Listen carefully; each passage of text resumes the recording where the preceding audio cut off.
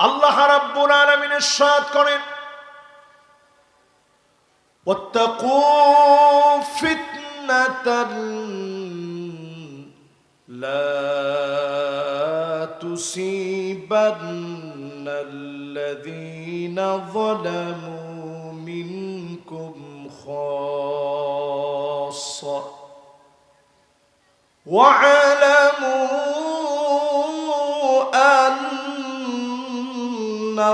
আন্নাল্লাহা শাদীদুল ইকাব।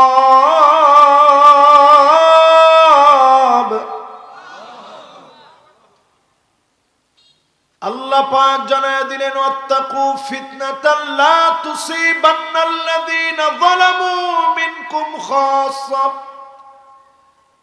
ওই ফিতনাকে ভয় করো, সবার উপরে সেই ফিতনা আসবে, চতুর্দিক থেকে ফিতনা পাকড়াও করে ফেলবে।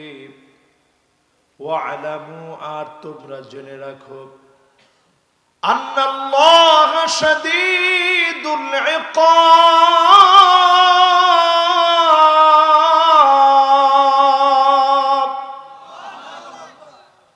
শাস্তি দেওয়ার ক্ষেত্রে আল্লাহ পাক কঠিন ভাবে পাকড়াও করবে। যখন মালিক ধরবে, ধরার মতো করে ধরবেন, ফাঁক ফুকর খুঁজে পাওয়া যাবে না। পাকড়াও যখন করবেন, হাত্তা ইয়ারফাউহা আল্লাহ, আল্লাহ টেনে সমূলে উঠায় নিবেন। আল্লাহ যখন কাউকে ধ্বংস করে দিবেন, বন্ধু খুঁজে পাবেন না। সবাইকে যিনি পরীক্ষা নিবেন তিনি কে? আল্লাহর পরীক্ষা যখন আসে, গোলাম তখন চিনা যায়। ঠিক নেই? পরীক্ষিত মানুষ হওয়ার জন্য পরীক্ষা দেওয়া লাগে। আজকে বাংলাদেশের উপর দিয়ে একটা পরীক্ষা শুরু হয়েছে, মালিকের পরীক্ষা। দেখেন আপনি, শুক্রবারে একটা ভূমিকম্প হলো, 5.7 মাত্রার ভূমিকম্প। আমি বিগত অনেকগুলো বছর ধরে ভূমিকম্প নিয়ে কথা বলছি, অনেক মাহফিলে। আমার মনে হয় গত বছর লালমনিরহাটের কোথায় যেন আমি হেলিকপ্টারে আসছিলাম, তখনও ভূমিকম্প নিয়ে কথা বলছি। এরপরে কোন মাহফিলে জানি এখান থেকে কালীগঞ্জে, সম্ভবত আজ থেকে 7 বছর আগে আস। কে কে ছিলেন সেই মাহফিলে? সুবহানাল্লাহ, মাশাআল্লাহ। এই যে আমার সাক্ষীরা হাজির, মাশাআল্লাহ, হাত গুলান আমার। সেই মাহফিলেও আমি বলেছিলাম, বাংলাদেশের দিকে আযাব আসতেছে। এই আযাব এমনি আসে নাই, অনেক রক্ত এই জমিনে ঝরেছে। এই রক্তের পরেও যদি জমিন আবাদ না করেন, মান ইকবাররাত কদামাহু ফি সাবিলিল্লাহ, এই জমিনে দিন কায়েমের জন্য যদি সময় না দেন, অচিরে আল্লাহ পাক বড় আযাব দিবেন। সবাইকে পাকড়াও করবে, দাও দাও করে চতুর্দিক থেকে বিপদ আসবে। এই বিপদ মোকাবেলা করার মতো কোনো ক্ষমতা কোন সরকারের নাই। বর্তমান ইউনূস সরকারের হাতেও নেই। এই সরকার তো দূরের কথা, আমেরিকার হাতে নেই, ইন্ডিয়ার হাতে নেই। একমাত্র যিনি আপনাকে বাঁচাতে পারেন তিনি কে? এই পৃথিবীটা এখন একটা অপেক্ষায় আছে, মালিকের ফায়সালার অপেক্ষা। দুনিয়ার ভিতরে 5টা শাসন আসবে। একটু আঙ্গুল উঁচা করে, আমার লালমনিরহাটের ভাইয়ার আঙ্গুল উঁচা করে দেখান তো, পৃথিবীতে কয়টা শাসন আসবে? মাশাআল্লাহ। এই তো আলহামদুলিল্লাহ শীত আছে আপনাদের। 5 শাসনের ভিতরে প্রথম শাসন নবুয়তের শাসন এই দুনিয়ায় আসবে। আমার নবী দুনিয়ায় শাসন করলেন, মানুষদেরকে আদর দিলেন, ভালোবাসা দিলেন, ন্যায় ইনসাফ প্রতিষ্ঠা করলেন। নবীজি দেখায় গেলেন কেমনে ন্যায় ইনসাফ প্রতিষ্ঠা করা লাগে। বিচার কারে কয় নবীজি দেখায় গেলেন। এরপরে শাসন আসলো, সুম্মা তাকুনু খিলাফাতান আলা মিনহাজিন নবুওয়া। নবীজির দেখানো পথ মত অনুযায়ী খুলাফায়ে রাশিদিনরা শাসন করলেন। এ জমিন 32 বছর 6 মাস শাসিত হয়েছে। দেখায় গেলেন কেমনে শাসন করা লাগে। শাসন করতে করতে হযরত ওমর রাদিয়াল্লাহু তাআলা আনহুর জামানায় মদিনাতে প্রচন্ড ভূমিকম্প হলো। ধাক্কা লেগে গেল। আজ থেকে 1400 বছর আগে ধাক্কা লেগে গেল, ভূমিকম্পের ধাক্কা মদিনায়। হযরত ওমর রাদিয়াল্লাহু তাআলা আনহু যখন খলিফা,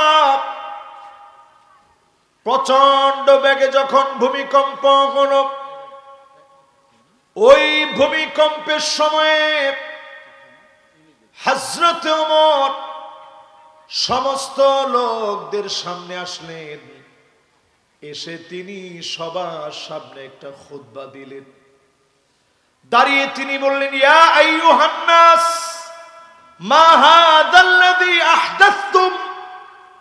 ও লোক সকল, কি এমন অন্যায় তোমরা করেছো যার কারণে মালিক রাগান্বিত হয়ে ভূমিকম্প দিয়েছে। এরপরে তিনি বললেন, ওয়াল্লাহি আল্লাহর কসম, ইন্না হাযিহি যালজালা লাম তাকুন ইল্লা বিযুনুবিকুম। এই ভূমিকম্প এমনি হয় নাই, তোমাদের গুনাহের কারণে হয়েছে। জমিনের ভিতরে ভূমিকম্প হয়েছে তোমাদের গুনাহের কারণে। এরপরে হযরত ওমর থামেন নাই। হযরত ওমর আবার বললেন, ওয়ালাইন আদাত লা আখরুজান্না মিন বাইনা যুহুরিকুম। আরেকটা বার যদি আমার রাজ্যে ভূমিকম্প হয়, আমি ওমর তোমাদেরকে ছেড়ে চলে যাব।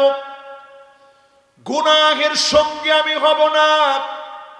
যেই আয়াতে কারীমা আমি তেলাওয়াত করলাম, ওয়াত্তাকু ফিতনাতান লা তুসিবান্নাল্লাযীনা যালামু মিনকুম খাসসা। আল্লাহ বলেন, ভয় করো আমার আযাবকে। আযাব যখন আসবে সবাইরে পাকড়াও করবে, সবাইকে ঘ্রাও করে নিবে। আযাব আসবে শুধুমাত্র গুনাহের কারণে। হযরতে ওমর যেদিন বক্তব্য দিলেন, সবাই নামাজ বাড়ায় দিল। তাহাজ্জুদের সময় কান্নাকাটি বাড়ায় দিলেন। 32 বছর 6 মাস ধরে খুলাফায়ে রাশিদিনরা জমিন শাসন করলেন। এক টাকার দুর্নীতি কেউ প্রমাণ করতে পারে নাই। পুরা সমাজটাকে যিনি আলোকিত বানায় দিলেন তিনি কে? এবার একটু আপনাদের কাছ থেকে জানতে চাই, পৃথিবীতে শাসন আসবে কয়টা? প্রথম শাসন নবুয়তের শাসন। আমরা দেখি নাই, আমরা পড়ছি, আমরা শুনছি। দ্বিতীয় শাসন খুলাফায়ে রাশিদিনের শাসন। আমরা সেটাও দেখি নাই, শুধু পড়েছি আর শুনেছি। 3 নম্বর শাসন, সুম্মা তাকুনু মুলকান আদান। রাজতন্ত্র আসবে এই জমিনে। আওয়াজ করে বলেন, কি তন্ত্র? এই পৃথিবী রাজতন্ত্রের বেড়াজালে পড়ে গেছে হাজার বছর ধরে। হাজার বছর ধরে রাজতন্ত্র চলেছে পৃথিবীতে। 3 নাম্বার শাসনটা পৃথিবী থেকে একেবারে বিদায়ের দ্বার প্রান্তে, কয়েকটা দেশে খালি আছে। তাহলে 3 নম্বরও শেষ, বাকি আর কয়টা থাকে? এবার 3টা শাসন আপনাদের কাছ থেকে একটু পড়া জিজ্ঞাসা করে শুনি। ইয়ং জেনারেশন একজনও কিন্তু উঠে চলে যাওয়া যাবে না। মাশাআল্লাহ, আপনাদের মনোযোগ সবার আছে তো ইনশাআল্লাহ? আজকের মাহফিলটা কেন ভূমিকম্প হয় একটু শুনা যান, নাহলে আমরা যে স্বপ্ন দেখতেছি সব ভেঙে যাবে। 1 নাম্বার, পৃথিবীতে শাসন কি? মাশাআল্লাহ। 2 নাম্বার কি? মাশাআল্লাহ, এই যে কত সুন্দর আপনারা বুঝতেছেন। 3 নাম্বার শাসন কি? রাজতন্ত্র, এটাও শেষ। 4 নাম্বার শাসন নবীজি বলে গেলেন, সুম্মা তাকুনু মুলকান জাবরিয়া, স্বৈরা শাসকরা শাসন করবে, আলেমদের উপরে জুলুম চালাবে, নির্যাতন চালাবে। আমরা দেখেছি 16টা বছরে আলেমরা শান্তিমতে জুমার মসজিদে খুতবা দিতে পারে না, ঠিক নেই? আমরা দেখেছি আলেম ওলামা শুধু নয়, এদেশের ইসলাম পন্থীরা ঘরের ভিতরে ঘুমাতে পারে না। নিরপরাধ হওয়ার অপরাধে বাংলাদেশের কিংবদন্তি আলেম,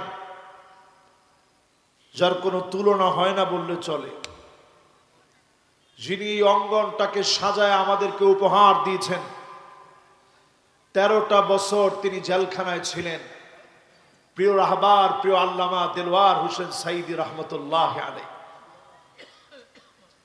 কিন্তু তাকায় দেখেন, শেষ তিনি দুজনের কাঁধে ভর দিয়ে যখন গাড়ি থেকে নামতেছেন, তখনও তিনি একটা হাসি দিয়েছেন।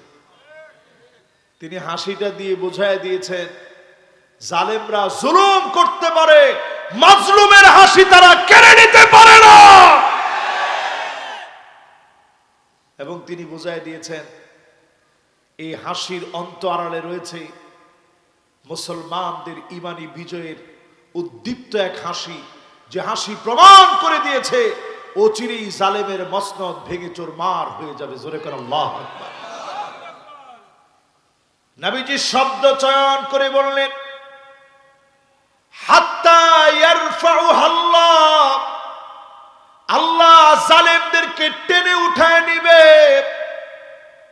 এমন ভাবে আল্লাহ টেনে উঠায় নিলেন, গরম ভাত রয়ে গেছে, জালেমরা খেয়ে যেতে পারে নাই, ঠিক নেই? কি গরম গরম ভাত, একটু পরেই খাবে। ফোন দিয়ে সবাই বলছে, ট্রাস্ট মি আপা, আপনি বিশ্বাস রাখেন, কিচ্ছু হবে না। পঙ্গপালের মতো কি করে কি হয়ে গেল কেউ কল্পনা করতে পারে নাই। আল্লাহ শেষ দেখায় দিয়েছে। যদি তারা এই দেশে থেকে বিশৃঙ্খলা করত, এদেশে মৃত্যুর মিছিল বেড়ে যেত। আল্লাহ তাআলা তাদেরকে বুঝায় দিয়েছে, কাপুরুষরা পালায় যায়, তারাও পালায় গিয়েছে, ঠিক কিনা বলে? তাহলে 4 নাম্বার চ্যাপ্টার ক্লোজ হয়ে গেছে। এখন বাকি আছে আর একটা শাসন এই পৃথিবীর জন্য। জোরে করে আল্লাহু আকবার। আল্লাহর হাবিব 1500 বছর আগে জানায় গেলেন, সুম্মা তাকুনু খিলাফাতান আলা মিনহাজি নবুওয়াতিন, আবার সেই সময়ের মতো নতুন করে নব দিগন্তে কোরআন সুন্নাহর রাজ কায়েম হয়ে যাবে।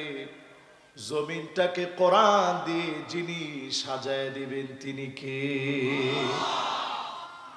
ও মুসলমান, এখনো যদি আপনি ভুল করেন অনেক বড় খেসারত দেওয়া লাগবে। এখনো সময় আছে, সজাগ হও। একদিনে বাংলাদেশে আজকে 2 বার ভূমিকম্প হয়েছে। কালকে হয়েছে একবার, কয়বার হলো? 5.7 মাত্রার ভূমিকম্পে পুরান টাউনে অনেক বিল্ডিং এর উপরে বিল্ডিং কাত হয়ে গেছে, অনেক জায়গায় বিল্ডিং এ ফাটল ধরে গেছে, জায়গায় জায়গায় বিপদ শুরু হয়ে গেছে। এখনো পর্যন্ত সংবাদ এসেছে 10 জন মারা গেছে, 400-র উপরে মানুষ আহত হয়েছে। তেমন বড় কোনো ভূমিকম্প হয় নাই। এটা 4 নাম্বার ধাক্কা, বাকি আছে 3 নাম্বার ধাক্কা, 2 নাম্বার ধাক্কা, 1 নাম্বার ধাক্কা। 9 মাত্রার ভূমিকম্প যদি বাংলাদেশে হয়, ঢাকা শহরটা বিচ্ছিন্ন হয়ে যাবে, কারেন্ট সব বন্ধ হয়ে যাবে, প্রযুক্তি সব মাথা থুবড়ে পড়বে, বাংলাদেশে দুর্ভিক্ষ লেগে যাবে। ও মুসলমান, আজকের মাহফিলে বলি, সজাগ হয়ে যান। 15টা কাজ আজকে থেকে ছেড়ে দেন। জোরে বলেন কয়টা? আর একটু জোরে বলেন কয়টা? এই 15টা আজকে আপনাদেরকে আমি শোনাইতে চাই ব্যাখ্যা সহ। কে কে এই 15টা না শুনি 50% শুনে চলে যাবেন, টান টান করে হাতগুলো উঠা। মাশাআল্লাহ, লালমনিরহাটের লোক একেবারে সহজ সরল, এটা বলার কোনো সুযোগ নেই। মাত্র হাত তুলছে 4-5 জন, যে হুজুর আমরা চলে যাব। আচ্ছা ঠিক আছে, ওনাদের না হয় ছুটি।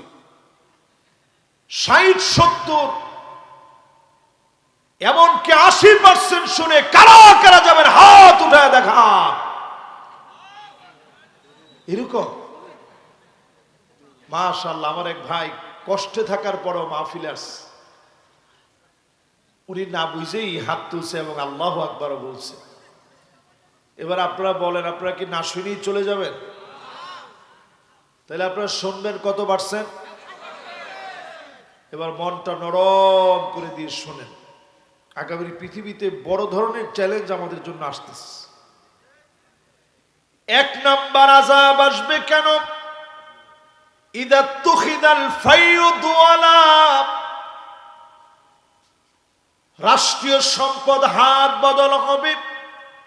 রাক্ষসগুলো রাষ্ট্রীয় সম্পদ বক্ষণ করে খেয়ে ফেলবে। 1500 বছর আগে নবীজি বলে গেলেন। 54 বছর ধরে বাংলাদেশে তাকায় দেখেন, যারাই ক্ষমতায় গিয়েছে লুটপাট আর দুর্নীতি করে জনগণকে ক্ষতিগ্রস্ত করেছে, ঠিক কিনা বলেন? মাশাআল্লাহ, ঠিকটা কিন্তু খুব সুন্দর হয়েছে। তাহলে এবার যারা ঠিকটা সুন্দর করে বলছেন, ভূমিকম্প আপনার মাথার উপরে আসে কেন? কারণ এই জনগণই তাদেরকে কোনো না কোনো ভাবে সাপোর্ট করে। তাহলে 1 নাম্বার কারণ আমাদের চোখের সামনে আমরা 54 বছরে দেখছি। আল্লাহ বুঝাই দিয়েছে, হালকা হালকা ধাক্কা দিয়ে সোজা হও মুসলমান। এখন তো ঠিক করলেন না, এটা আমার কথা না, আমার কথায় আপনি ঠিক বেঠিক বলার কোনো দরকারই নেই। কিন্তু যেখানে কোরআন আর সুন্নাহর কথা হবে, ওইখানে ঠিক আমাদেরকে বলতেই হবে। 1 নাম্বার আযাব আসার কারণ, রাষ্ট্রীয় সম্পদ জনগণ পাবে না। রাষ্ট্রীয় সম্পদ বক্ষকেরা খেয়ে নিবে, হাত বদল হবে, একজনের পর একজন রাষ্ট্রীয় সম্পদ খেয়ে ফেলবে, ঠিক কিনা বলে? মাশাআল্লাহ, ঠিকটা একেবারে সিদ্ধুর করে দিস। তাহলে বোঝা যায় এই রাষ্ট্রের দায়িত্ব যাদের, আল্লাহর আদালতে পাই টু পাই তাদেরকে জবাব দিতে হবে। 2 নাম্বার যেই কারণে ভূমিকম্প আসে, আমার ছোট বাচ্চাদেরকে নিয়ে আমরা কল্পনা করি, আমার ছেলেটার কি হবে। ভূমিকম্পের দিন তাকায় দেখেন, বাপের এত আদরের সন্তান, বাপ রেখে দৌড় মেরেছে, ভূমিকম্পের ধাক্কাটা এমন প্রকট হয়ে যায়, আমি মাহফিল করে এসে ফজরের নামাজ পড়ে সামান্য নাস্তা করে ঘুমাইছিলাম। 10:37 দিকে 5.7 মাত্রার ভূমিকম্প যখন শুরু হয়েছে, লাফ দিয়ে উঠে পড়ে বুকের ভিতরে প্রচন্ড ব্যথা অনুভব করলাম। বিশ্বাস করেন, কারো কথা তখন আমার মনে হয় নাই, একমাত্র যার কথা মনে পড়েছে তিনি কে? আল্লাহ পাক কোরআনুল কারীমের ভিতরে বলেন, وَإِذَا غَشِيَهُم مَّوْجٌ كَالظُّلَلِ دَعَوُا اللَّهَ।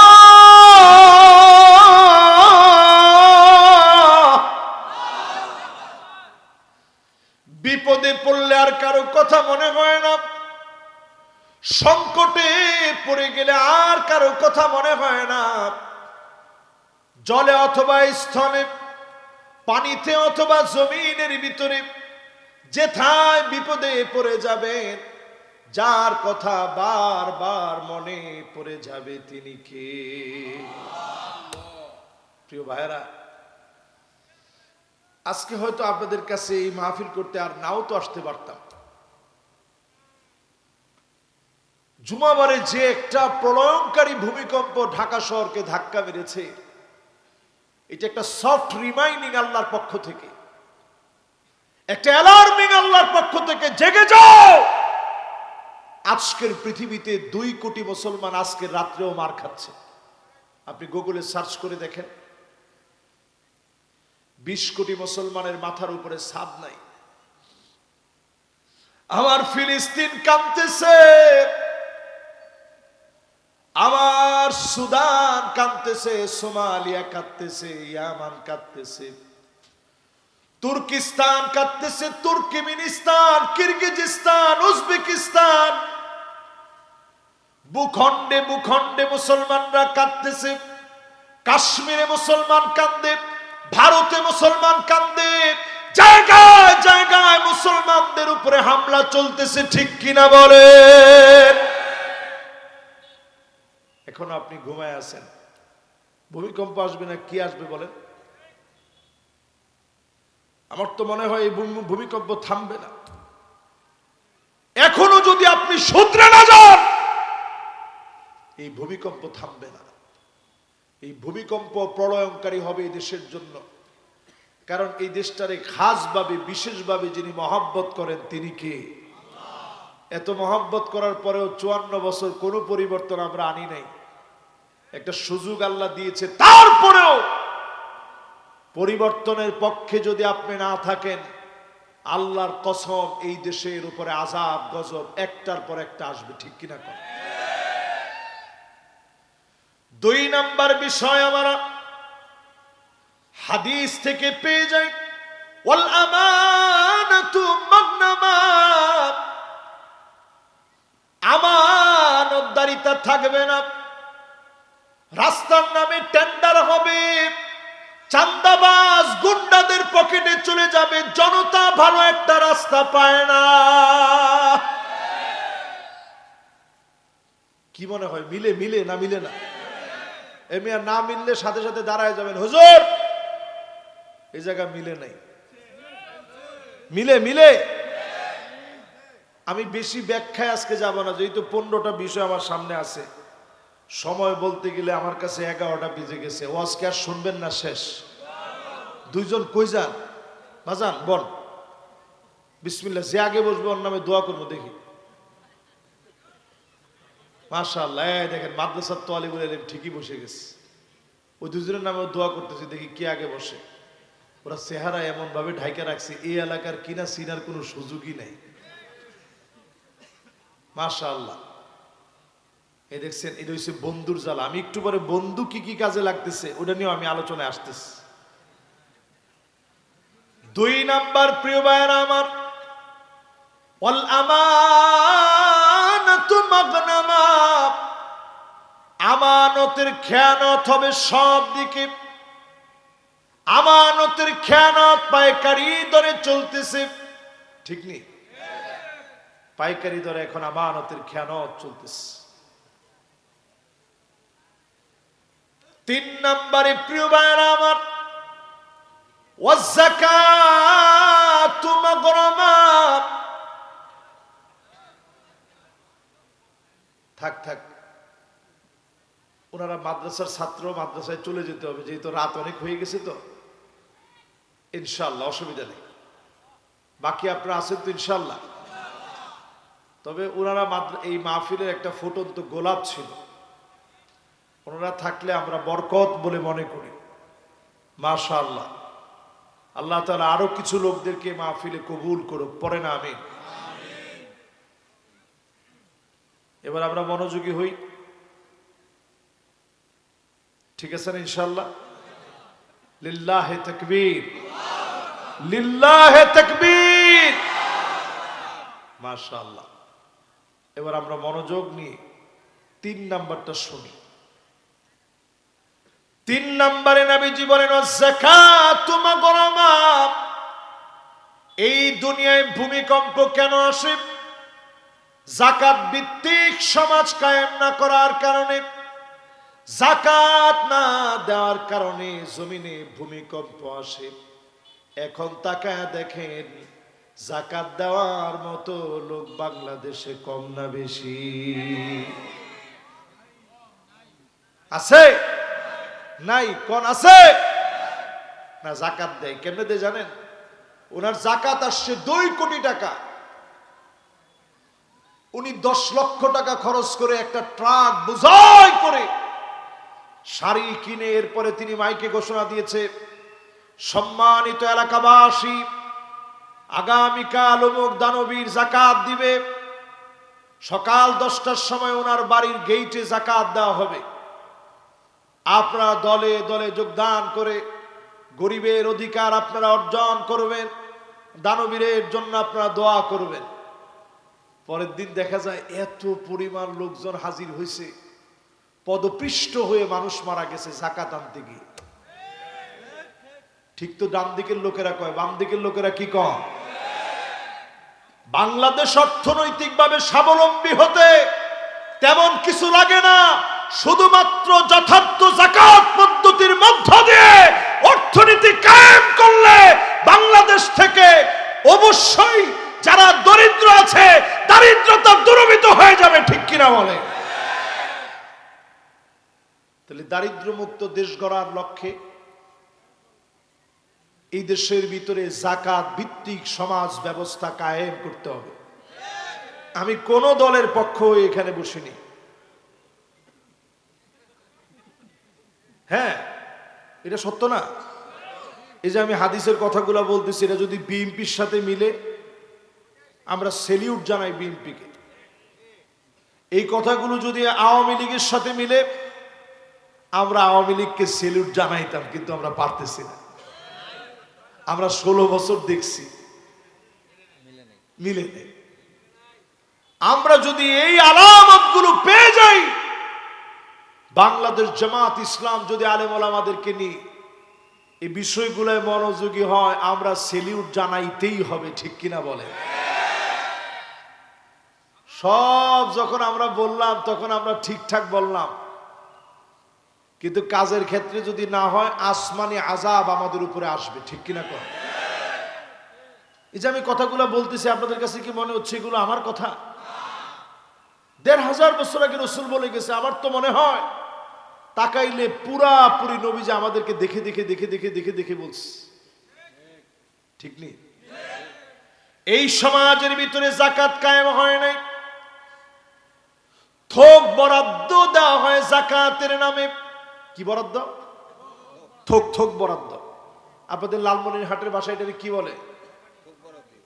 মানে ঠকানি বরাদ্দ বলে আর কি।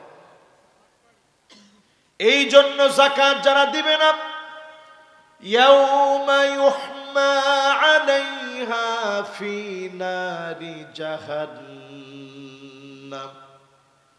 জাহান্নামকে আল্লাহ টেনে নিয়ে আসবেন। এরপরে মানুষের সামনে আল্লাহ দাঁড় করায় দিবেন। বলবে এই লোকটা তোর হক মেরেছিল, সেই দিন আপনার চেহারার মধ্যে সম্পদগুলাকে গরম করে সেকা দেওয়া হবে, আপনার পিঠের মধ্যে সেকা দেওয়া হবে, কপালের মধ্যে সেকা দেওয়া হবে। এই সম্পদ সেদিন চিৎকার করে বলবে, হাযা মা কানাসতুম লিআনফুসিকুম, এটা সেই সম্পদ যা তুমি রক্ষিত রেখেছিলে, গচ্ছিত করেছিলে।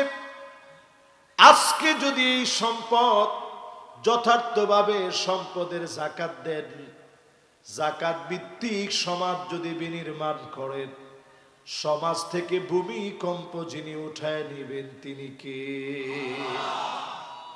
অনেকে আবার আজকের ওয়াজের পরে ইউটিউবে গেলে বলবে, দেখছস এই যে এরা কইতেছে ভূমিকম্প বলে উঠায় নেবে। তো ভূমিকম্প উঠায় নেবে তো এটা আমার কথা না, এটা ওমর রাদিয়াল্লাহু তাআলা আনহু খুতবায় বলছে। একটা ভূমিকম্প যদি হয় তোমাদের সঙ্গে আমি নেই। তাহলে বোঝা যায় এই কাজগুলা সারলে ভূমিকম্প থেকে যিনি মাফ করবেন তিনি কে? আল্লাহ। 4 নম্বরে প্রিয় ভাইরা আমার, ওয়া তুউল্লিমা লিগাইরিদ্দিন, মানুষ আলেম হবে দ্বীনের জন্য না, পেটের জন্য আলেম হবে, শহরতের জন্য আলেম হবে। এই কথাটা বললে সবচাইতে বেশি ভয় লাগে আমাদের। আজকেও আপনারা মাহফিলে আমার ভাই এইচ.এম. বরকতুল্লাহ ভাই বলতেছিল যে আহারে এই কয়জন লোক আসছে, আপনি কি মনে করেন এই কয়জন লোকের যদি আল্লাহ রাসূল পাইতেন কি আদর করে দিন বুঝাইতেন, কি মহব্বত দিয়ে দিন বুঝাইতেন। এই কয়টা মানুষকে যদি নবীজি পাইতেন, মাইক ছিল না, সম্বল ছিল না, কিছু ছিল না, কিন্তু কি পরিমাণ মহব্বত ছিল প্রত্যেকটা মানুষের হৃদয়ে। আজকে সেই মহব্বত নিয়ে আমরা দিন বুঝাইতে পারি না। আপনারা মাইক সাজাইছেন, স্প্যান্ডেল কত সুন্দর করে সাজিয়ে রাখছেন, সবচেয়ে ভালো মাইকিং ব্যবস্থা আপনারা রেখেছেন। অনেক জায়গায় আমরা বক্তারা গিয়া মাইকম্যান রে আর কিছু না পারলো মাইকম্যান রে ধমকটা দেয়, যাও তুমি চোখের সামনে দিকে যাও। আচ্ছা কত দেখি এই অধিকার অথরিটি আমাকে দেওয়া হয়েছে, সেও তো আমার শ্রোতা, যদিও আজকে আমার মাইকম্যান নাই।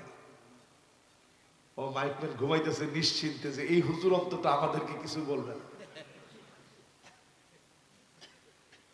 তার তো ঘুমানি দরকার আছে না? সারা রাত সে আমাদের সাথে জেগে থাকে, কষ্ট করে, কাউরে ধমক দিয়ে দিন বোঝানো যায় না।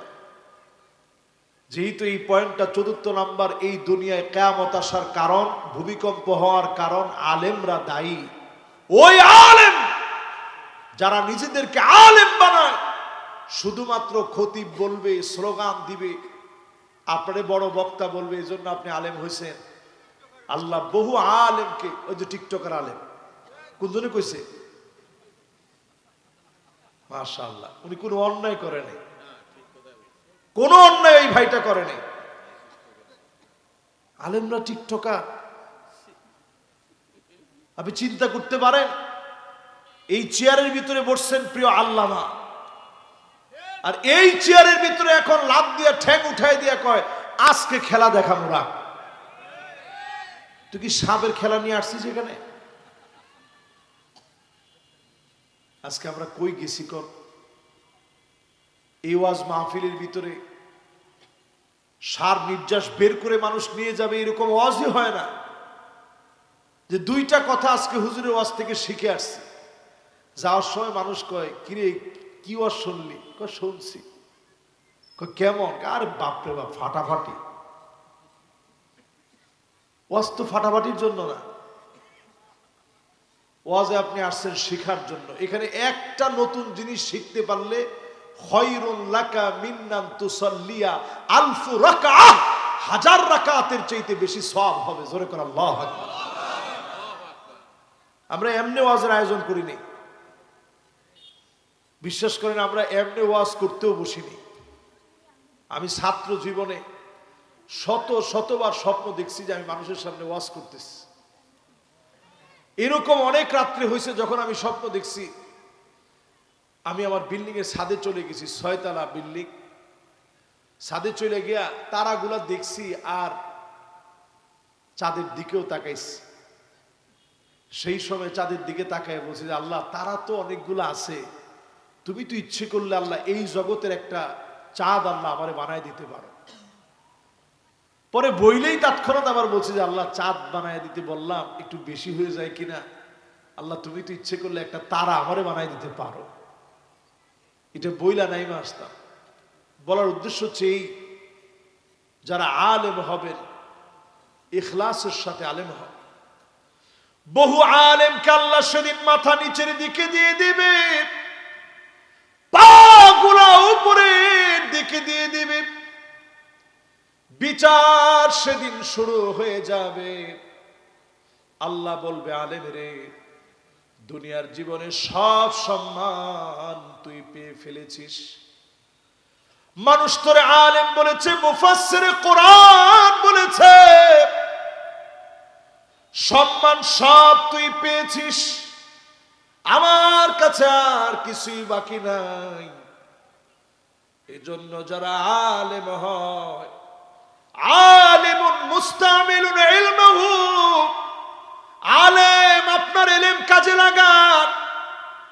এখনকার আলেমদের সবচেয়ে বড় দায়িত্ব হচ্ছে ওয়াহদাতুস সফ, গোটা আলেমদেরকে এক করার জন্য দাওয়াত দিতে হবে। ভিন্ন ভিন্ন থাকার কোনো সুযোগ আর এখন নাই। যদি এরপরও মারামারি করেন, সোজা সোজা মনে রাখেন, সামনের দিন বাংলাদেশে এত ভয়াবহ হবে। 16 বছরের কি দেখছেন? আপনি আপনার মাথায় টুপি নিয়ে ইখতিলাফ করবেন, মাথায় থাকবে না টুপি পরা তো দূরের কথা, জায়গায় জায়গায় আলেম মেরে টাঙা রাখা হবে, কথা বলার মতো লোক পাওয়া যাবে না।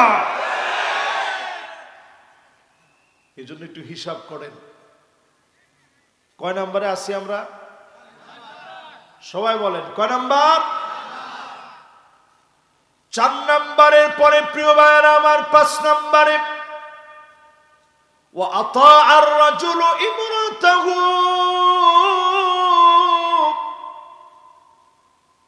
স্ত্রীর কথায় স্বামী উঠবে আর বসবে, স্ত্রীর কথা মতো স্বামীরা চলবে। সারা বাংলাদেশে চললেও লালমনির হাটের, চাপার হাটের আজকের এই এলাকার লোকেরা চলে না।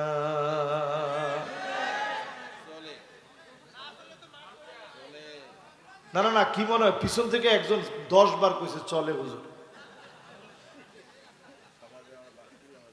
তাহলে এবার একটু আপনারা বলেন তো দেখি, এই আলামত এখন এখানে আছে না নাই?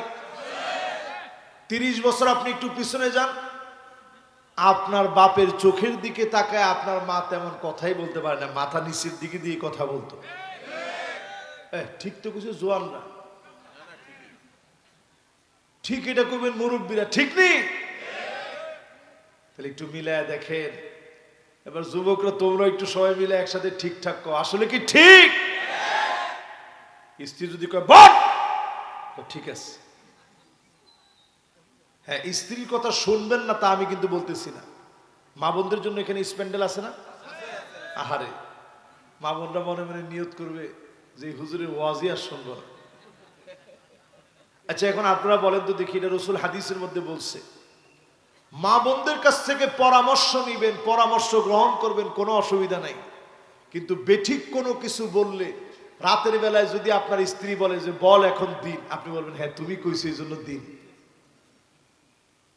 এখানে নবীজি বুঝাইছে আনুগত্য এমন করবে, রাতকে দিন বললেও বলবে ঠিক আছে। ঠিক নেই কি? ঠিক। এরপরে আমার ভাইয়েরা 6 নম্বর চলেন, আকাউমাহু, মাকে কষ্ট দিবে। মায়ের বুক চেড়া সন্তান, মায়ের এত কষ্টের সন্তান, যেই সন্তানকে নিয়ে সন্তান কয়বার পেটের ভিতরে নড়াচড়া করে মা গুনে গুনে রাখে, সেই সন্তান প্রতিনিয়ত মাকে ধমক দিয়ে কথা বলে। এখন তো ঠিক কয় না, আর একটু জোরে কন। তাহলে এইটাও এখন সমাজের ভিতরে আসছে। ভূমিকম্প কেন আসতেছে বুঝেন না? এখন ফ্যাশন হয়ে গেছে তুমি তুমি বলা। আমাদের সন্তানরাই তুমি তুমি বলে। আগে আমাদের মা যদি হাতের মধ্যে লাঠি নিত, আল্লাহু আকবার, কোন দিক দিয়ে দৌড়াবো সেই চিন্তা করতাম। আর এখনকার বাচ্চারা হাতের মধ্যে লাঠি নিলে কিসে মারো মারো, তুমি তো পারবাই এটা। হায়রে সন্তান কই গেছে? বেশি দিন না, 30-40 বছর আগে মা বাপ যেই খাটের ভিতরে ঘুমাইতো, এই খাটের ভিতরে সন্তান গিয়ে বসতো না, আদব দেখায়া নিচে বসতো। মা বাপ বলতো না বসো বাজান বসো। কিন্তু এখন সে আদব তো গেছে, চোখে চোখে তাকায়া মা বাবার সঙ্গে সন্তান কথা বলে, ঠিক কিনা বলে? এরপরে প্রিয় ভাইয়েরা আমার, 7 নম্বরে নবীজি বলেন আদনা সদীকহু, বন্ধুরে বড় আপন মনে করবে। একা একা যায় না, বন্ধুর সঙ্গে যায়।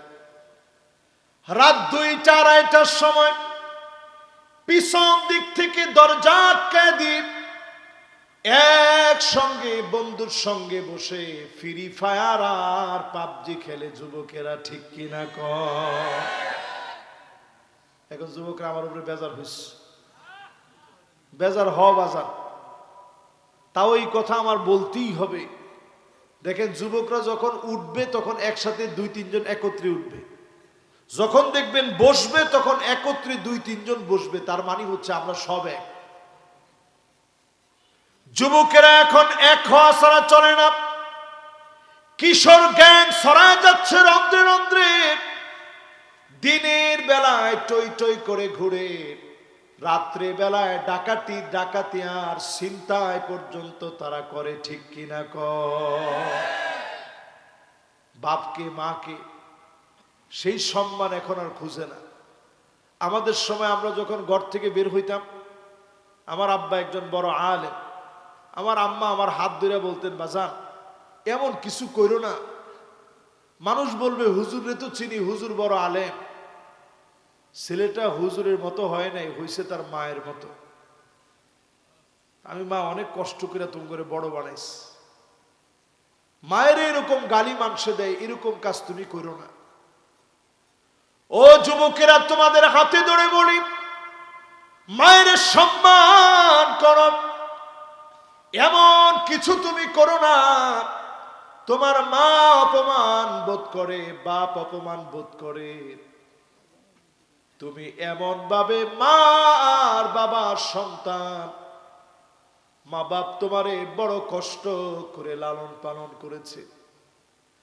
বাপের কষ্টগুলা তুমি দেখো নাই, জুতা ছিঁড়ে গেছে বাপ কিনে নাই, ঘাম জড়িয়ে ইনকাম করেছে, বড় বুঝাটা হাতে নিয়ে আসছে, তোমার হাতের ভিতরে দেয় না। তোমার কষ্ট হবে, যন্ত্রণা হবে। নিজে নিজে কষ্ট করে বাপ এনেছে, সেই বাপের কষ্ট দিও না, সম্মান নষ্ট করো না। অনেক মা বাপ সন্তান যখন একের পর এক অপরাধ করে আল্লাহর কাছে তখন কেঁদে কেঁদে বলে, আল্লাহ এমন সন্তান তো তুমি না দিলেও পারতা। ও যুবকেরা, এমন সন্তান হও, কুররাত আয়ুনি ওয়াজআলনা লিল মুত্তাকিনা ইমামা। চক্ষু শীতলকারী সন্তান হবা, পিতামাতা সুনামের কারণ হবা, মুত্তাকিদের নেতা হবা। যুবকরা যদি শুধরে যায়, এই ধরনের সবাই 15টা বলবো,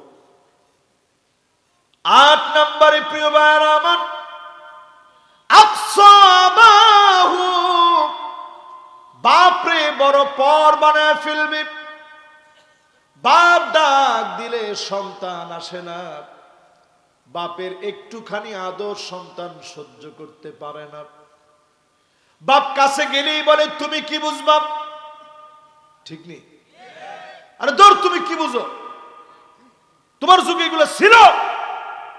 আমি পড়তে হলেই এখন আমার ল্যাপটপ লাগবে, ট্যাব লাগবে, মোবাইল লাগবে, কম্পিউটার লাগবে, নাহলে জন্ম দিছিলা কেন? আমার ঠিক তো কয় না? বাপেরা কোন ঠিক? একজনের পিচ্ছি 10 বছর বয়স, ও কইছে ঠিক, যাক অসুবিধা নাই। ও বলছে ও তো আসলে দেখে যা চলে। ওর বড় ভাইরা আছে না, বড় ভাইরা যেমন করে ও তো সেটাই ঠিক বলবে, ঠিক না? তাহলে এবার একটু চিন্তা করে দেখেন, রসুল 1500 বছর আগে বলে গেছেন। কয় নাম্বার গেছে? 9 নাম্বার। শোনেন আমার ভাইরা, যাহারাতিল আসওয়াতু ফিল মাসাজিদ, মসজিদে মসজিদে হট্টগোল হবে, মারামারি হবে, পদ পদবি দখলদারি নিয়ে মসজিদে মসজিদে কথা কথি হবে। এমনকি ইমামের উপরে আঙ্গুল উঠায় বলবে ইমাম সাহেব থামে। কি ঠিক? এগুলো হয়? হয়, জোরে কোন হয়? মসজিদের ভিতরে ঢুকে ইমাম সাহেব বলে থামেন, এত জোরে কথা বলেন না, থামেন।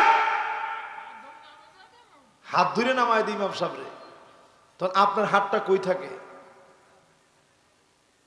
মসজিদের ভিতরে যদি এইগুলা চলে, দেখেন মাশাআল্লাহ, লিল্লাহি তাকবীর।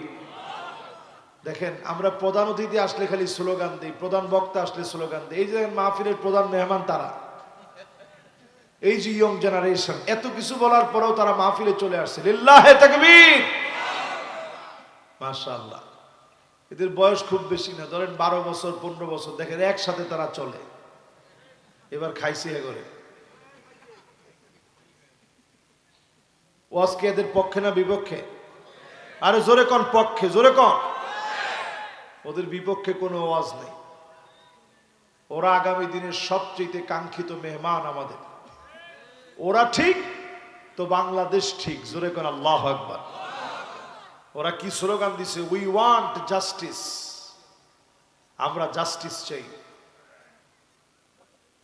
এই কোরআন আমার হাতে নিয়ে আমি যদি বলি উই ওয়ান্ট জাস্টিস বলে, যে স্লোগান তারা দিয়েছে, এই জমিনে জাস্টিস কায়েম অসম্ভব আল্লাহর কোরআন ছাড়া, জোরে কোন আল্লাহু আকবার।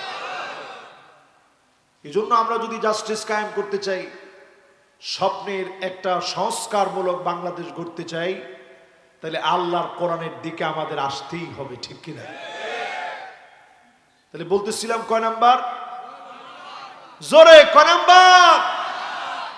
9 নাম্বারে প্রিয় ভাইরা আমার, মসজিদে মসজিদে হট্টগোল হবে, ক্ষমতার দ্বন্দ্ব শুরু হয়ে যাবে, ইমাম রে নানা রকমে ইনসাল্ট করা হবে। হয়নি?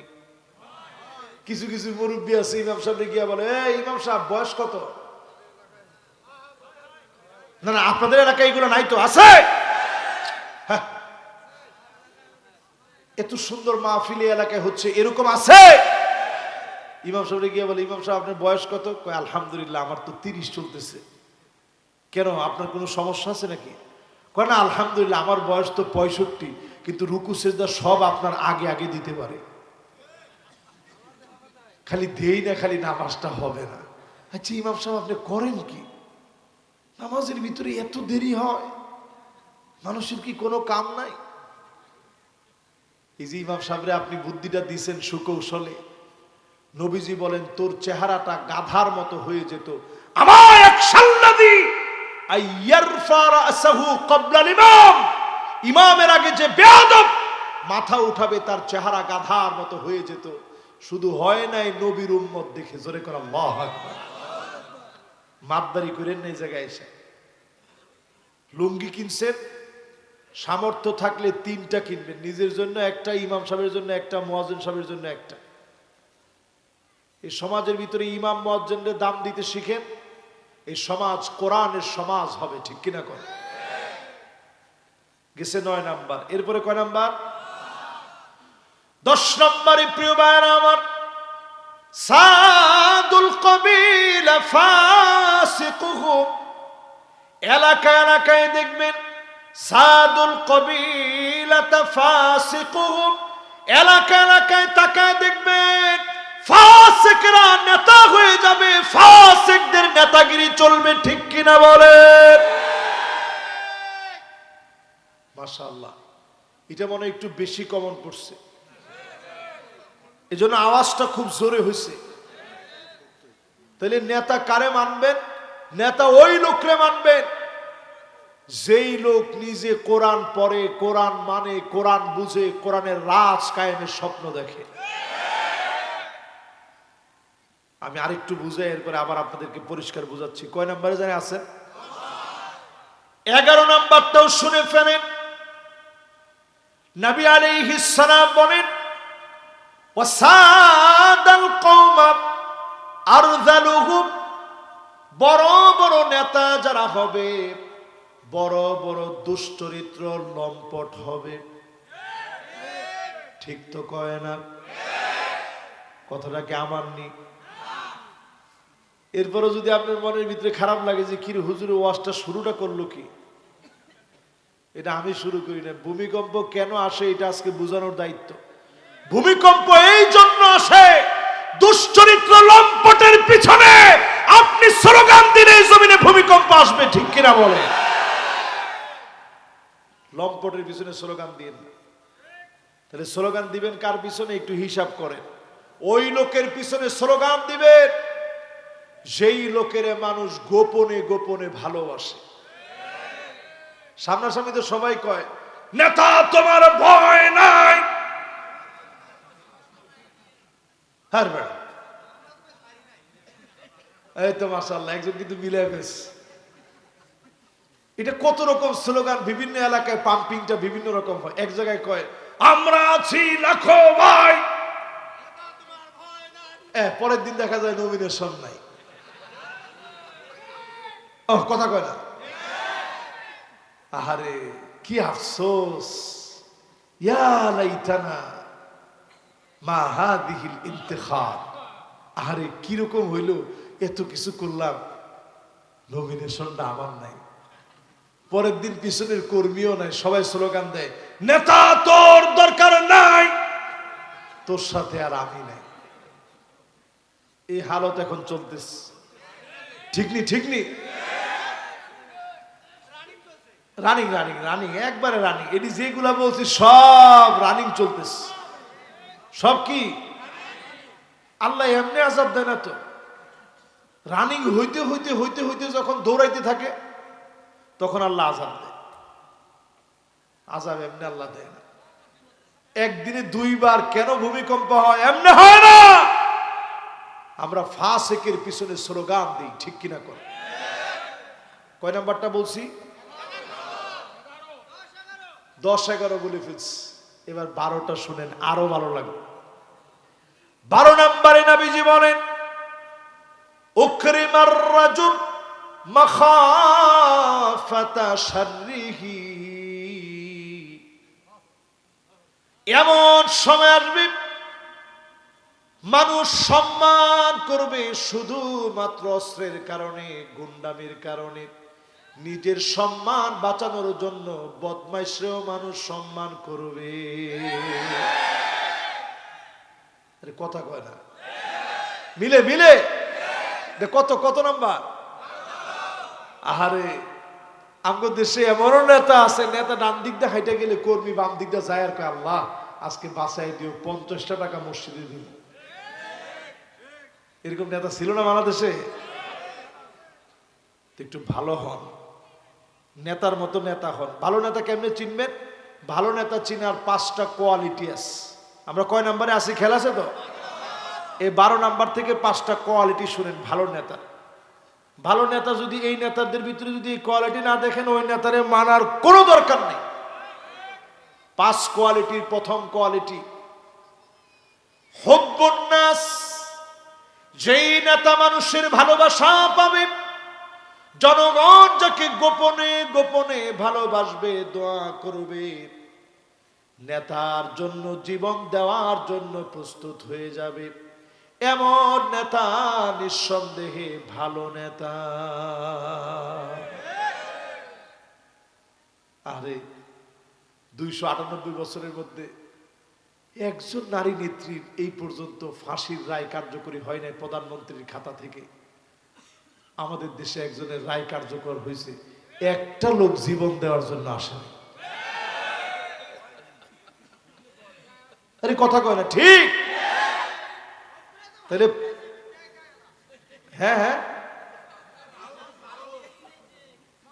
ও সব মামুর বাড়ি গিয়েছে আর কি। হ্যাঁ ঠিক আছে, অসুবিধা নেই, যেখানে যাওয়া যায়। এবার আপনার একটু মিলে বলেন তো দেখি, হুব্বুন নাস, মানুষের ভালোবাসা পেয়েছে আমাদের প্রিয় আল্লামা, রায় দেওয়ার পরে 200 জনের উপরে শহীদ হয়ে গেছে, ঠিক কি?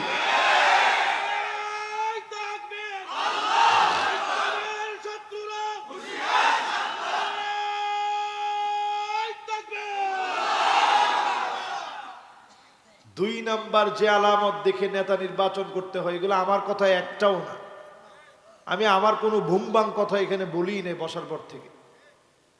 2 নাম্বার নেতা নির্বাচন করতে লাগবে হুব্বু তাআল্লুমিল কুরআনি ওয়া সামাইহি ওয়া তাদাব্বুরিহি। যেই নেতা নিজে কোরআন শিখবে, কোরআন পড়বে, কোরআন শুনবে, কোরআন দিয়ে রাষ্ট্র কায়েমের সিদ্ধান্ত নিবে, এমন নেতাকে মালিক ভালোবাসে, জনগণ ভালোবাসে। একটু মিলাই দেখবেন নেতা এরকম আছে কিনা, আমি জানি না, থাকলে তো খুব ভালো, আর না থাকলে অন্তত বাজেটার কাছে যাওয়া যাবে না, যার কাছে কোরআন আছে তার কাছে যাওয়া লাগবে, ঠিক? 3 নাম্বার ইত্তেবাউস সুন্নাত। যেই নেতার ভিতরে সুন্নত নাই, ফানজুরু আম্মান তাখুযুনা দীনাকুম, চুলের গোড়া থেকে নিয়ে পায়ের তালু পর্যন্ত দেখা লাগবে। নেতার ভিতরে যদি সুন্নত না থাকে, এই নেতা সবার নেতা হতে পারে, আমার নেতা হতে পারে না। যেরকম ঠিক কইছেন এরকম ঠিক থাকেন কিন্তু, মাশাআল্লাহ, লিল্লাহে তাকবীর। এবার 4 নাম্বারটা শুনেন, আল্লিবিতিনা আসাদ্দুন নাসি বালান আল আম্বিয়া সুম্মাল আমসাল ফাল আমসাল। সবচেয়ে বেশি পরীক্ষা দিয়েছে নবী আম্বিয়া আলাইহিমুস সালাম। আল্লাহু আকবার। আমরা কোনো পরীক্ষাই দেইনি, কোনো পরীক্ষাই দেইনি।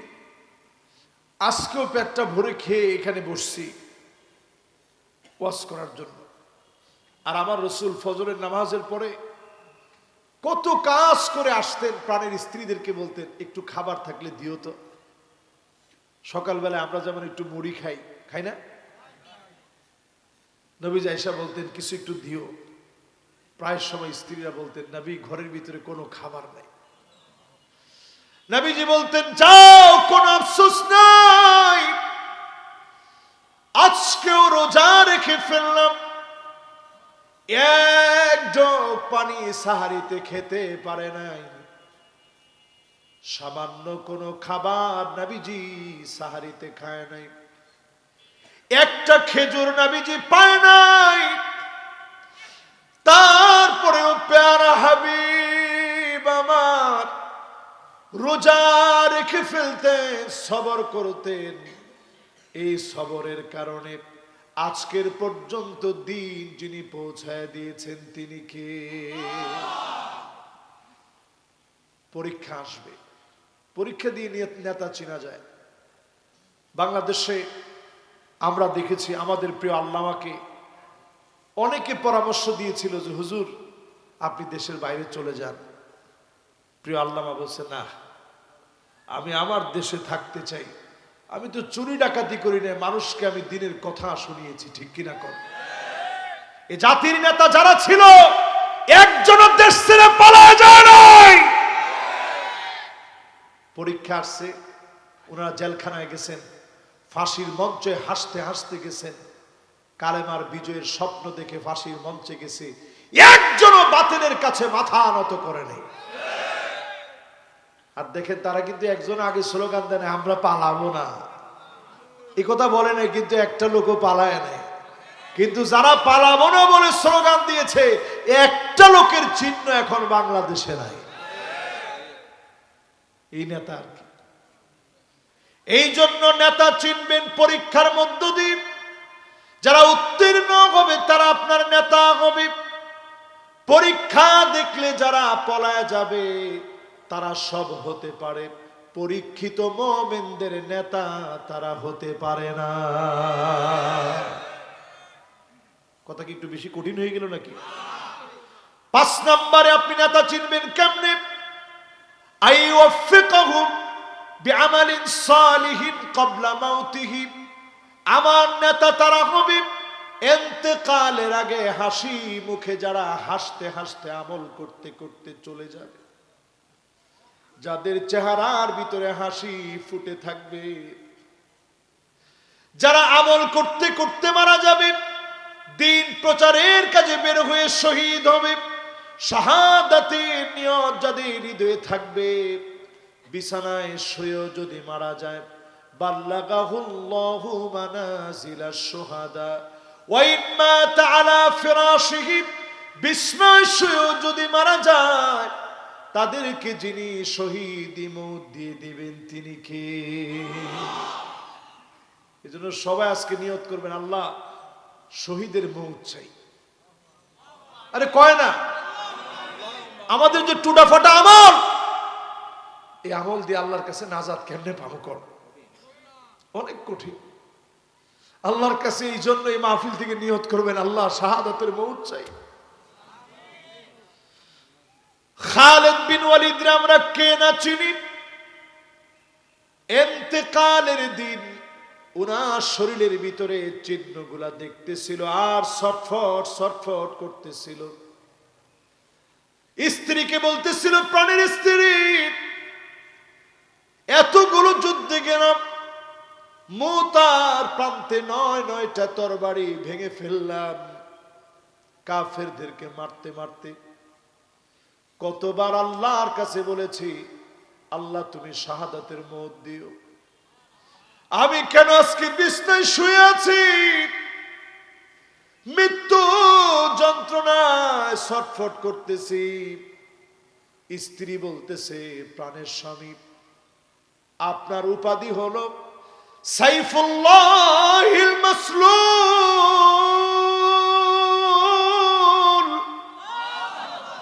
আল্লাহর খোলা তরবারি, উন্মুক্ত তরবারি।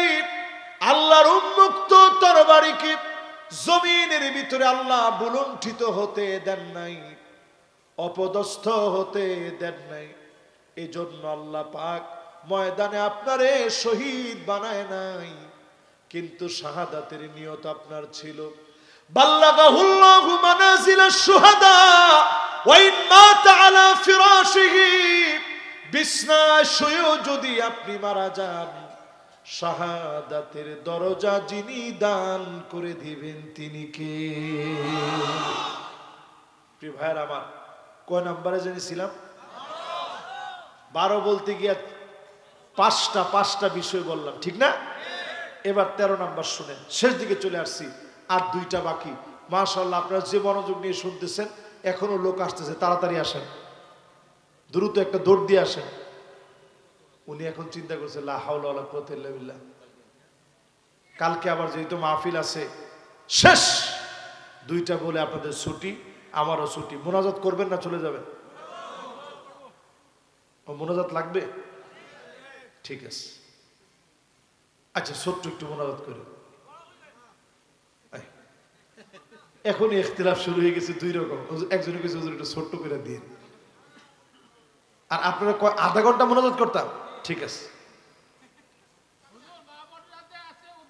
এটা তো একই ওয়াজ তো মা বোনদের জন্য, এক ওয়াজ, ওদের জন্য এক ওয়াজ, সেম টু সেম। মা বোনরা যদি না শুধরে এই সমাজ শুধরাবে কেমনি, ঠিক কিনা কর? আচ্ছা, তারপরও যেহেতু উনি কইছে মা বোনদের জন্য আলাদা একটু ওয়াজ দিয়ে দিব শেষে ইনশাআল্লাহ। এবার আসেন, কয় নাম্বার গেল? মানে 13 নাম্বার শুরু করব, তাই তো? মাশাআল্লাহ।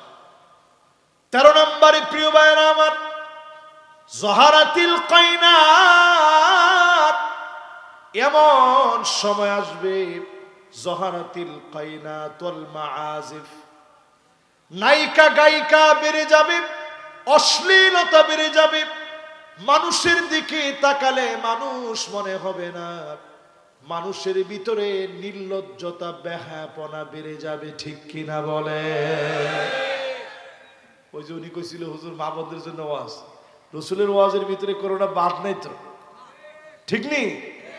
এখন মা বোনদের দিকে তাকায় দেখবেন, কাসিয়াতুন আরিয়াত, পোশাক পরবে কিন্তু মনে হবে পরে নাই। ঠিক কইছে 3-4 জনে। তাহলে এই এলাকার অবস্থা ভালো, এই এলাকার অবস্থা তুলনামূলক কি খারাপ না ভালো? এরপরে দেখবেন এমন হবে আন্নানা, কথায় কথায় বলবে সব আমার নামে দে, জমি জামা যা আছে সব দাও, ঠিক? এরপরে দেখবেন মান্নানা, কথায় কথায় খুঁটা দিবে, আমি দেখে তোর ঘর করে খাইয়ে গেলাম। কমন পড়ছেন এটা? দেখেন কমন পড়বে না মানে? এরপরে হান্নানা, এটা কিরকম? এটা এরকম, আপনি একটু কইছেন যে এক গ্লাস একটু পানি দিও, বাইরে থেকে আসছি কষ্ট হইতেছে, নিয়ে খাও। কেমনে কেমনে? আর আগের দিনের মহিলারা এখন আবার ফতুয়া জিজ্ঞাসা করে, যে ভাই যখন প্রোগ্রাম করে ফতুয়া জিজ্ঞাসা করে, এই হুজুরে জিজ্ঞাসা করেন স্বামীর খেদমত করা কি আমার জন্য ফরজ, ওয়াজিব, সুন্নাত নাকি? আরে না, আগেই হুট করে ফরজ করেন, আমি একটু বুঝাই দিই তখন আপনি ফতুয়া নিজে দিয়ে। আগের দিনের মা বোনরা এই যে স্বামী অজুটা করে আসতো, এরকম গামছাড়া নিয়ে দাঁড়ায় থাকতো, ঠিক? স্বামী একটু মুখটা মুছতো, আর যাওয়ার সময় আল্লাহর কাছে বলতো, আল্লাহ আমার স্ত্রী আমারে গামছাটা আগায় দিছে, আল্লাহ তুমি স্ত্রীটারে সুস্থ করে দিও, আল্লাহ তুমি তার হায়াত বাড়ায় দিও। নবীজি হাদিসের মধ্যে বলেন, ফাহুয়া হাযুহু, এই দোয়া যখন করছে দোয়া সাথে সাথে কবুল হয়ে গেছে, জোরে করে আল্লাহ। আর এখন বর্তমান বিজ্ঞান গবেষণা করে দেখে, মেডিকেল সায়েন্সের তথ্য অনুযায়ী যেই পরিমাণ মহিলা এখন আঙ্গুলের ভিতরে আংটি পরে, এর চাইতে বেশি পরিমাণ পুরুষ হার্টের ভিতরে আংটি পরে। বুঝেন না? বুঝেন নাই? হার্টের ভিতরে রিং, রিং মানে কি? আরে রিং মানে কি? আংটি, আংটি, রিং মানে কি? এই হার্টের ভিতরে রিং পরে এর চাইতে বেশি সংখ্যক পুরুষ। মানে কি সুখে আছে কর? না না না, সেটা আলাদা বেটা। ওই যে হার্টের ভিতরে রিং, রিং পরে না, মানুষ হার্ট অ্যাটাক করলে পরে কি পরায়? এই হার্ট অ্যাটাকের সবচেয়ে বড় কারণ স্ত্রীদের কানের সামনে ঝালাপালা করে ফেলা। হাদিসের মধ্যে আসছে, মহিলাদের ভিতরে ওই মহিলা সেদিন আল্লাহর কাছে এত ঘৃণিত হবে, আল্লাহ তার দিকে তাকাবে না, যেই মহিলা স্বামীর প্রতি সন্তুষ্ট হতে পারে না। এখন ঠিক তো সবাই কইলেন না? এরপরে দেখবেন এমন নারী বের হবে, বাররাকা, স্বামীর গায়ে হাত পর্যন্ত তুলবে, এমন নারী সারা বাংলাদেশে থাকলেও এই এলাকায় না। আমি তো এই যে মিছিলের মতো কইতেছে আছে, মানে কি? তাইলে এখন মহিলাদের জন্য, এবার মহিলাদের এতক্ষণ বিপক্ষে বলছি, পুরুষ সব খুশি হয়ে গেছে, একবারে পুরা মাহফিল গরম। এবার আমি জিজ্ঞাসা করি, কয়জন পুরুষ এখানে যারা আছেন, কয়জন পুরুষ এখানে যারা আছেন, স্ত্রীদের ঘরটা আপনি নিজে ঝাড়ু দিয়ে দিচ্ছেন? কোন কোন পুরুষ আছেন একটু হাত তুলে তো দেখি। অনেকে হাতটা উঠেছে, মাশাআল্লাহ নামান 3 জন লোক পাইছে, আরেকজন মুরব্বী পাইছে, এরকম উঠেছে, কইছে হুজুর দেখেন না এটা। এবার আপনারা কোন তো এই কাজটা যে নবীজির সুন্নত আপনারা জানেন? ফাকান্নাসা রাসূলুল্লাহ, আমার নবী, নবী কুলের সম্রাট, নিজ হাতে ঘরটা ঝাড়ু দিয়ে দিতেন। জোরে করে আল্লাহু আকবার। এবার আমার মা বোনরা খুশি হয়ে যে হুজুরে ঝাড়ুটা উঠাই দিছে জামাইয়ের হাতে। এরপর আল্লাহর নবী নিজে তরকারি কেটে দিতেন। কয়দিন কেটে দিছেন? হুজুর এমনি বাসি না, আবার তরকারি কাটে দিব। কিন্তু তরকারি কাইটা দিয়েন, আগে নিজের মারে দিয়েন কাইটা, বিয়ে করার আগে। যুবকদের জন্য আজ, মুরব্বী যারা হয়ে গেছেন তারা তরকারি কেটে দিবেন কবে? যারা জোয়ান আসো এখন মারে মাঝে মাঝে কাইটা দিও, তাইলে মা আর দোষ ধরবে না। তুমি যখন বিয়ে শাদী করবো তখন বলবো যে আম্মা আপনারও তো দিছি, নতুন নতুন আসছে তারাও দেই মাঝে মাঝে। রসুল নিজে ইয়ামানি ছুরি ছিল এরকম ছোট্ট, এটা দিয়ে আম্মা জানরে তরকারি কেটে দিছে। জোরে করে আল্লাহু আকবার। আম্মা জানদের চোখে পানি দেখলে এই 2টা আঙ্গুল দিয়ে এইভাবে আদর করে নবীজি পানিটা মুছায়া দিতেন। কাছে গিয়ে বলতেন, কোন কষ্ট তোমারে দিয়ে ফেলেছি, কেন তুমি কাঁদতেছো? আম্মা জানেরা বলতেন, আল্লাহে, আল্লাহর কসম, নবীজি আপনি কোনো কষ্ট দেন নাই। গল্প করব কিন্তু করতে পারি নাই।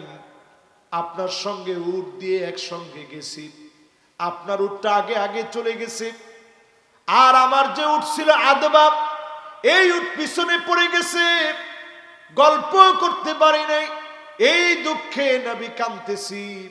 নবী চোখের পানিটা মুছে দিয়ে লম্বা সময় ধরে বসে বসে বললেন, প্রাণের স্ত্রী, আসো গল্প করো, যত মনে চায় মনের দুঃখগুলা খুলে খুলে বলো। কয়দিন গল্প করছেন? পাহাড়টা দেখায় নবীজি বলতেন, এই দেখো, জাবালুন ইউহিব্বুনা ওয়া নুহিব্বুহু, এই উহুদ পাহাড়টা আমাদেরকে ভালোবাসে আর পাহাড়টারে আমরা ভালোবাসি। জোরে কোন আল্লাহু আকবার। আর আপনি হুজুর মানুষ, জীবনে কোনদিন ঘুরতেই যান নাই, যাইবেন মাঝে মাঝে, ঠিক আছে? এখন মহিলারা খুশি হয়েছে, যাক হুজুরে তো কিছু দায়িত্ব দিস। ঘরে গিয়ে আগে নিজে সালাম দিবেন, স্ত্রীর রূপের প্রশংসা করবেন, সুন্দর সুন্দর নতুন নাম ধরে রাখবেন, মাঝে মাঝে নতুন নতুন নাম দিবেন। এটা আপনি আর উনি জানবে, আর দুনিয়ার কেউ জানবে না। নবীজি নতুন নতুন নাম দিতেন। আম্মা জান আয়েশারে বলতেন, আনতি হুমায়রা, তুমি যখন রাগ করো তখন তুমি অনেক বেশি সুন্দরী হয়ে যাও। জোরে কোন আল্লাহু আকবার। এবার চলেন প্রিয় ভাইরা আমার, কিয়ামতের আগে ভূমিকম্প কেন আসে? জায়গায় জায়গায় নায়িকা বেড়ে যাবে, দুশ্চরিত্রা রমণী বেড়ে যাবে, এমনকি মদ পান, এমনকি গান বাজনা বেড়ে যাবে। জায়গায় জায়গায় গান বাজনা মিউজিক চলবে, ঠিক কিনা বলে? কত নম্বরে আছেন? 13, আর 2টা বাকি আছে। কয়টা? মাশাআল্লাহ, মনোযোগ সুন্দর আছে। এই দেখেন, 15 বছর আগে আমি একটা হাদিস পড়ছি। মিশরে যখন মাত্র প্রথম গেছি, এট ফার্স্ট যাওয়ার পরে, তখন এত প্রযুক্তি ছিল না, এই মোবাইল টোবাইল তখন এত প্রযুক্তি ছিল না, কম কম ছিল। তো তখন হাদিসটা বললাম, রসুল বলছে যে একটা ফিতনা আসবে, নাম হবে দুহায় মা। ঘরে ঘরে লাতমা থু লাতমাতান, লাতমা মানে থাপ্পড় মারা। আপনাদের এই লালমনিরহাটে থাপ্পড় মারারে কি বলে? সর বলে না? সর মারা, থাপ্পড় মারা দুইটাই বলে। এবার আপনি চিন্তা করেন, নবীজির জবানে নবীজি বলছেন লাতমাতুহু লাতমাতান, এটা মাফউল মুতলাক হয়েছে, থাপ্পড় মারার মতো থাপ্পড় মারবে। আমি হাদিসটা যেদিন পড়লাম চিন্তা করলাম, ফিতনা আবার থাবড়াইবি কেমনে? তাহলে কি কোনো প্রাণী যাবে যে প্রাণী ঘরে ঘরে গিয়ে থাবড়াবে? 15 বছর পরে এখন তাকায় দেখি, এই যে মোবাইল, এই মোবাইল এখন কার ঘরে নাই? নবীজি বলছেন এটার নাম হবে ফিতনাতুদ দুহামা, ঘরে ঘরে গিয়ে থাবড়াবে। আজ আপনি হিসাব করে দেখেন, আলেম বলেন, ইমাম বলেন, মুয়াজ্জিন বলেন, খতিব বলেন, আমার মতো বক্তা বলেন, প্রত্যেকের ঘরে ঘরে মোবাইল চলে গেছে। 1টা 2টা 3টা 4টা না, পারলে আরো বেশি। যতজন সদস্য ততটা মোবাইল, এক একজনের তিন বিজালালিহি ওয়া কামালিহি সুবহানাহু ওয়া তাআলা লাহুল হামদু ফিল উলা ওয়াল আখিরা ওয়া হুয়া আলা কুল্লি শাইইন কাদির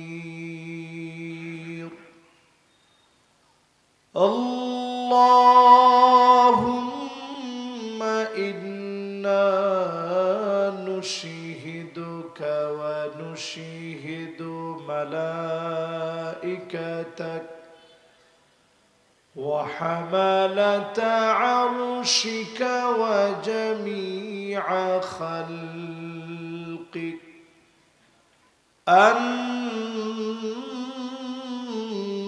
أنك أنت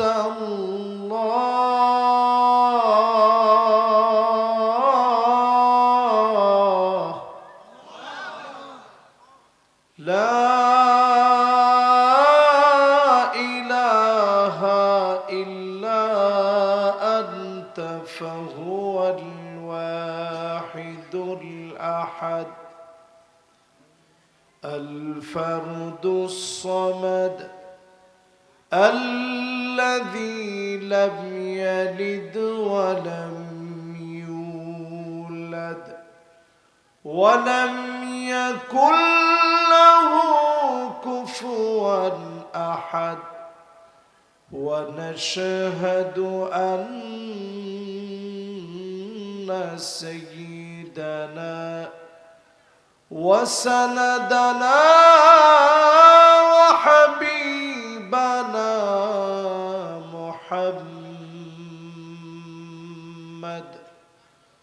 صلى الله عليه وعلى آله وأصحابه وبارك وسلم الذي أرسله بالحق بشيرا ونذيرا وداعيا إلى الله بإذنه وسراجا منيرا فقد قال الله تعالى في كلامه المجيد وفي فرقانه الحميد সকলে পড়ি আউযু বিল্লাহি মিনাশ শাইতানির রাজীম বিসমিল্লাহির রাহমানির রাহিম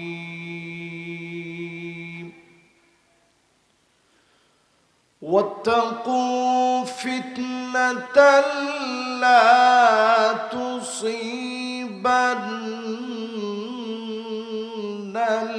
الذين ظلموا منكم خاصة واعلموا أن الله شديد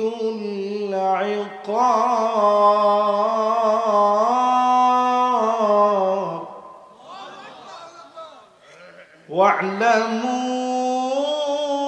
واعلموا أن الله شديد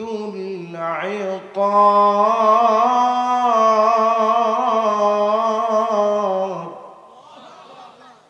صدق الله العظيم وقال تعالى في شان حبيبه مخبرا وآمرا إن الله وملائكته يصلون على النبي يا أيها الذين آمنوا صلوا عليه وسلموا تسليما اللهم صل على محمد وعلى آل محمد كما صليت على إبراهيم وعلى آل إبراهيم إنك حميد مجيد اللهم بارك على محمد وعلى آل محمد كما باركت على إبراهيم وعلى آل إبراهيم إنك حميد مجيد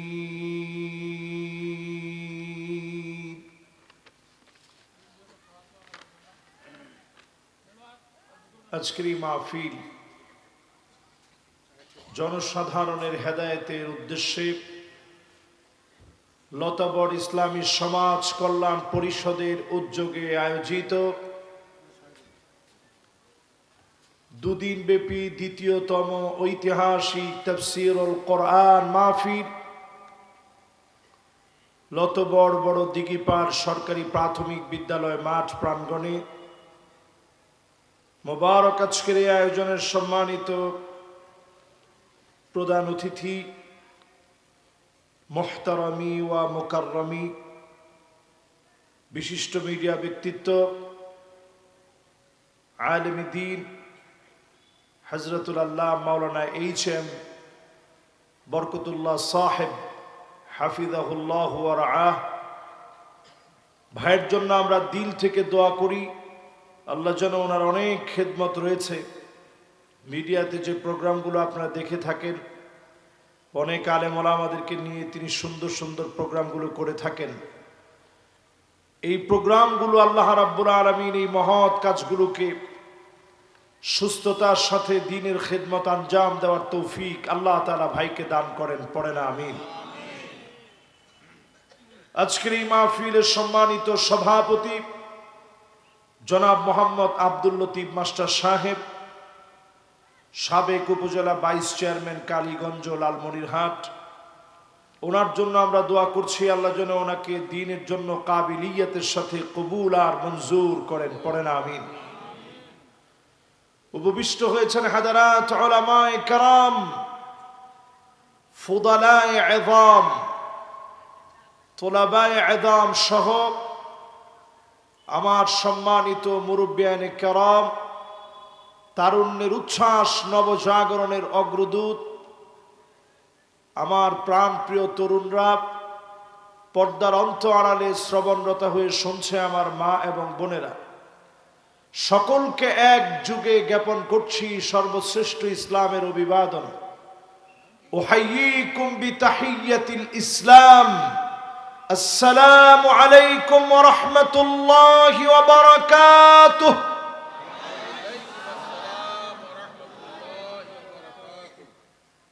যে মহান মালিক দয়া করে মায়া করে আজকের মাহফিলে আসার বসার বলার শোনার তৌফিক দান করলেন মালিকের আলিশান দরবারে কৃতজ্ঞতায় নতশীল আল্লাহ রাব্বুল আলামিনের আলিশান দরবারে নতজানু হয়ে আওয়াজ বুলন্দ করে শুকরগুজারি আদায় করছি, সবাই মিলে পড়ছি কালিমাতুশ শুকর আলহামদুলিল্লাহ। আল্লাহ পাকের শুকরিয়া আদায় করে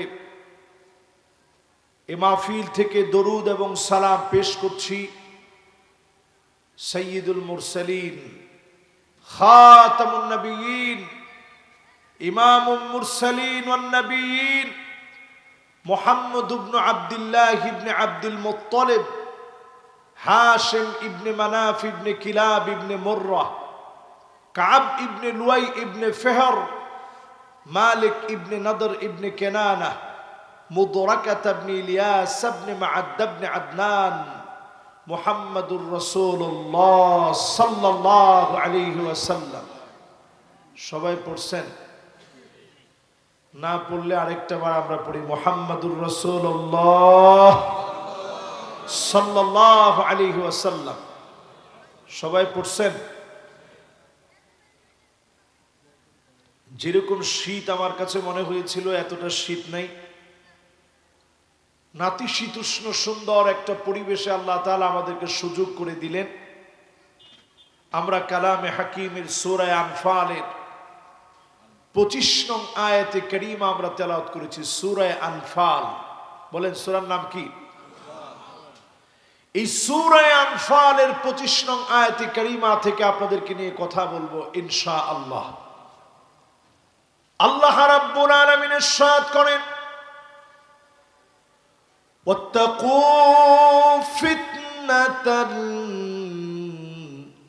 লা তুসিবান্নাল্লাযীনা যালামু মিনকুম খাসসা ওয়া'লামু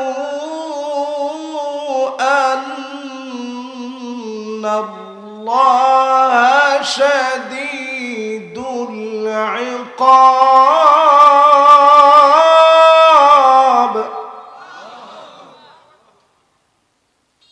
আল্লাহ পাক জানায় দিলেন, ওয়াত্তাকু ফিতনাতান লা তুসিবান্নাল্লাযীনা যালামু মিনকুম খাসসা। ওই ফিতনাকে ভয় করো, সবার উপরে সেই ফিতনা আসবে, চতুর্দিক থেকে ফিতনা পাকড়াও করে ফেলবে। ওয়া'লামু, আর তোমরা জেনে রাখো, আন্নাল্লাহা শাদীদুল ইকাব। শাস্তি দেওয়ার ক্ষেত্রে আল্লাহ পাক কঠিন ভাবে পাকড়াও করবে। যখন মালিক ধরবেন, ধরার মতো করে ধরবেন, ফাঁক ফুকর খুঁজে পাওয়া যাবে না। পাকড়াও যখন করবেন, হাত্তা ইয়ারফাউহা আল্লাহ, আল্লাহ টেনে সমূলে উঠায় নিবেন। আল্লাহ যখন কাউকে ধ্বংস করে দিবেন, বন্ধু খুঁজে পাবেন না। সবাইকে যিনি পরীক্ষা নিবেন তিনি কে? আল্লাহর পরীক্ষা যখন আসে, গোলাম তখন চিনা যায়, ঠিক নেই? পরীক্ষিত মানুষ হওয়ার জন্য পরীক্ষা দেওয়া লাগে। আজকে বাংলাদেশের উপর দিয়ে একটা পরীক্ষা শুরু হয়েছে, মালিকের পরীক্ষা। দেখেন আপনি, শুক্রবারে একটা ভূমিকম্প হলো, 5.7 মাত্রার ভূমিকম্প। আমি বিগত অনেকগুলো বছর ধরে ভূমিকম্প নিয়ে কথা বলছি অনেক মাহফিলে। আমার মনে হয় গত বছর লালমনিরহাটের কোথায় যেন আমি হেলিকপ্টারে আসছিলাম, তখনও ভূমিকম্প নিয়ে কথা বলছি। এরপরে কোন মাহফিলে জানি এখান থেকে কালীগঞ্জে, সম্ভবত আজ থেকে 7 বছর আগে আস। কে কে ছিলেন সেই মাহফিলে? সুবহানাল্লাহ, মাশাআল্লাহ। এই যে আমার সাক্ষীরা হাজির, মাশাআল্লাহ, হাত গুলান আমার। সেই মাহফিলেও আমি বলেছিলাম, বাংলাদেশের দিকে আযাব আসতেছে। এই আযাব এমনি আসে নাই, অনেক রক্ত এই জমিনে ঝরেছে। এই রক্তের পরেও যদি জমিন আবাদ না করেন, মানি বাররাত কদমাহু ফি সাবিলিল্লাহ, এই জমিনে দিন কায়েমের জন্য যদি সময় না দেন, অচিরে আল্লাহ পাক বড় আযাব দিবেন, সবাইকে পাকড়াও করবে, দাও দাও করে চতুর্দিক থেকে বিপদ আসবে। এই বিপদ মোকাবেলা করার মতো কোনো ক্ষমতা কোন সরকারের নাই, বর্তমান ইউনূস সরকারের হাতেও নেই। এই সরকার তো দূরের কথা, আমেরিকার হাতে নেই, ইন্ডিয়ার হাতে নেই। একমাত্র যিনি আপনাকে বাঁচাতে পারেন তিনি কে? এই পৃথিবীটা এখন একটা অপেক্ষায় আছে, মালিকের ফায়সালার অপেক্ষা। দুনিয়ার ভিতরে 5টা শাসন আসবে। একটু আঙ্গুল উঁচা করে আমার লালমনিরহাটের ভাইয়ার আঙ্গুল উঁচা করে দেখান তো, পৃথিবীতে কয়টা শাসন আসবে? মাশাআল্লাহ। এই তো আলহামদুলিল্লাহ শীত আছে আপনাদের। 5 শাসনের ভিতরে প্রথম শাসন নবুয়তের শাসন এই দুনিয়ায় আসবে।